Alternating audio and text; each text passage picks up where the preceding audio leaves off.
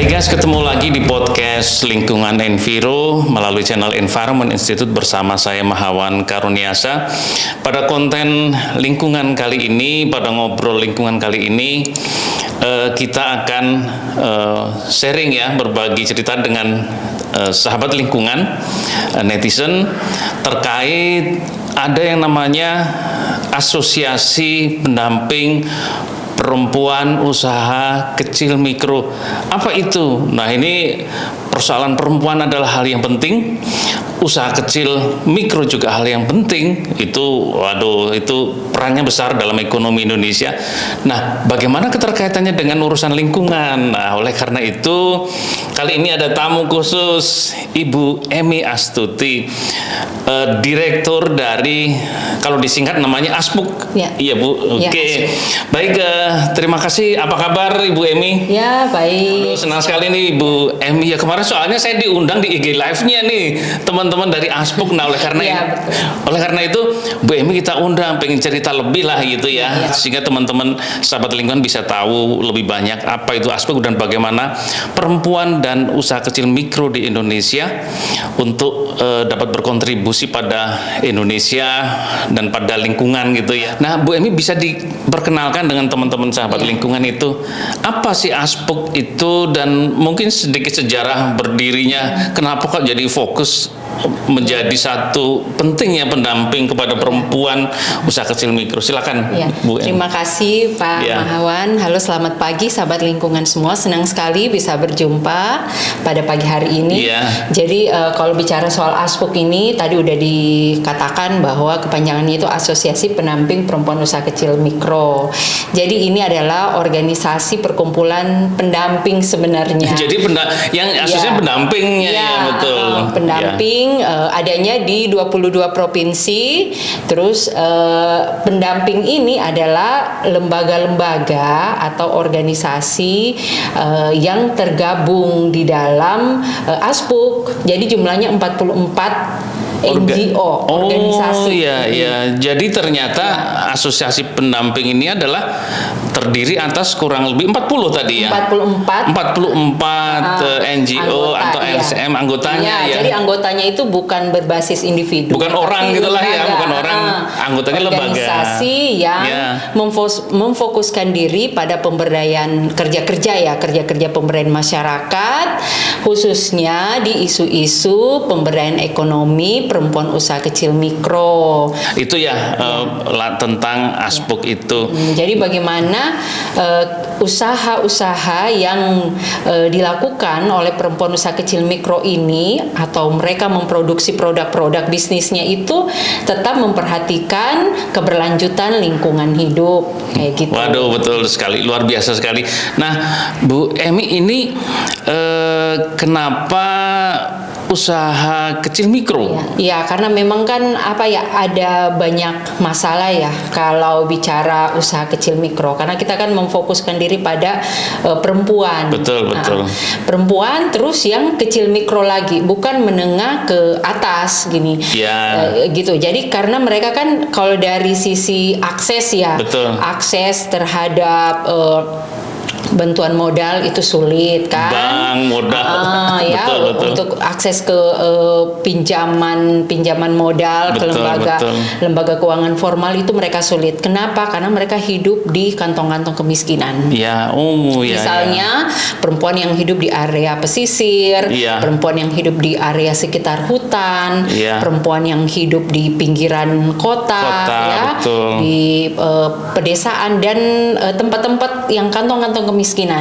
Jadi mereka perempuan yang kalau bisa kita katakan yang terpinggirkan, marginal ya. Dari sisi aksesnya, dari sisi bukan akses pada pembiayaan modal saja tapi akses pada pelatihan pelatihan, informasi yang minim, terus udah itu keterlibatan mereka dalam pembangunan juga terbatas. Karena kan mereka dianggap sebelah mata seperti itu. Sulit berpartisipasi. Kenapa ini kita dorong mereka untuk bisa diperhatikan. Nah, itu luar biasa sekali ya. Kan kalau yang besar-besar, nah itu bank aja yang datengin tuh kalau pengusaha besar ya gitu. Nah, ini adalah para pengusaha kecil mikro yang umumnya berada di kantong-kantong kemiskinan ya, nelayan, petani pinggiran kota, dan itu sering dianggap dipandang sebelah mata tidak ada yang membantu. Nah, ini Aspuk kurang adalah dihargai dan seterusnya gitu, dianggap marginal ya gitu ya, pokoknya begitu. Padahal kan mereka berkontribusi juga secara ekonomi global gitu, betul. Mereka kalau jumlah bicara data ya 64,2 juta pelaku usaha kecil mikro, 99 pelaku UMKM ya. Mayoritas 99% itu kecil mikro loh Pak. Oh, jadi sebagian besar itu adalah pengusaha kecil mikro gitu ya. Dan digerakkan oleh mayoritas perempuan. Nah, ini jadi begitu besar perannya. Ya, kontribusinya terhadap produk domestik bruto itu gede, 61%. Jadi ya salah kalau dipandang sebelah mata gitu ya. Dan ternyata juga di G20 ya Bu Em itu dibicarakan juga pentingnya usaha kecil mikro ini gitu. Betul. Oke, nah itu tadi kenapa usaha kecil mikro itu. Nah, kenapa perempuan? Nah, kan yang laki-laki juga ada, tapi kenapa fokus di perempuan? Dua-duanya kan kemungkinan masih itu juga di kantong. Itu tadi saya bilang dari sisi tadi aksesnya sulit kan. Secara struktural belum banyak kebijakan yang memfokuskan pada pemberdayaan ekonomi perempuan. Betul. Yang ada hanya umum. Masih netral gender lah kalau bisa kita katakan gitu ya. Misalnya ada bantuan buat pengusaha kecil tapi umum, belum bicara khusus ke perempuan usaha kecil mikro atau kelompok-kelompok marginal seperti kelompok disabilitas yang sulit mengakses pelatihan. Terus dari sisi budaya juga Pak. Betul, dari sosial budaya itu perempuan tuh seolah-olah harus di rumah nomor 2 dan seterusnya. Jadi ini juga sudah banyak penelitian. Ternyata perempuan punya peran penting dalam berbagai hal. Perubahan iklim, tadi yang laki-lakinya harus nyangkul, harus nyari ikan di laut. Ternyata dengan perubahan iklim itu ada terganggu. Oleh karena itu harus ada pendapatan lain. Yang pendapatan lain ternyata siapa? Perempuannya gitu ya. Jadi satu rumah tangga laki-laki perempuan bekerja sama untuk kepentingan ekonomi keluarga dan bahkan ternyata usaha kecil mikro memberikan kontribusi ya. Jadi artinya kontribusi kepada ekonomi nasional bahkan internasional itu juga diakui teman-teman usaha kecil mikro. Ya, itu kalau bicara kendala budaya Pak, karena ini mereka, menarik nih. Iya menarik karena mereka kan dianggap pencari nafkah tambahan ya. Nah itu yang sering dianggap bukan utama, sering dianggap tambahan. Seimbang pun tidak gitu ya. Dianggap apa ya tambahan itu bukan ya bagi-bagi tugas setara itu tidak demikian. Terus gitu. kadang juga kalau misalnya mau kerja mikir dulu secara budaya kan, waduh kalau mau nyari duit nih mau bekerja berbisnis siapa yang jaga anak, siapa jaga yang rumah, bersih rumah, betul seolah-olah demikian, betul. Stereotip, pelabelan negatif misalnya itu makanya bertengkar atau pisah atau suaminya misalnya selingkuh karena nggak ada yang ngurus, istrinya sibuk bisnis, sibuk nyari duit, gitu. Macam-macam lah budayanya. Betul. Jadi persoalan sosial itu juga salah satu pandangan stereotip sehingga belum adanya keseimbangan gender gitu ya. Baik Bu Emina, kira-kira selama pendampingan ini hal-hal apa tuh yang ditemui di lapangan? Masalah apa bagaimana agar perempuan yang punya usaha kecil mikro ini terentaskan, meningkat kesejahteraannya.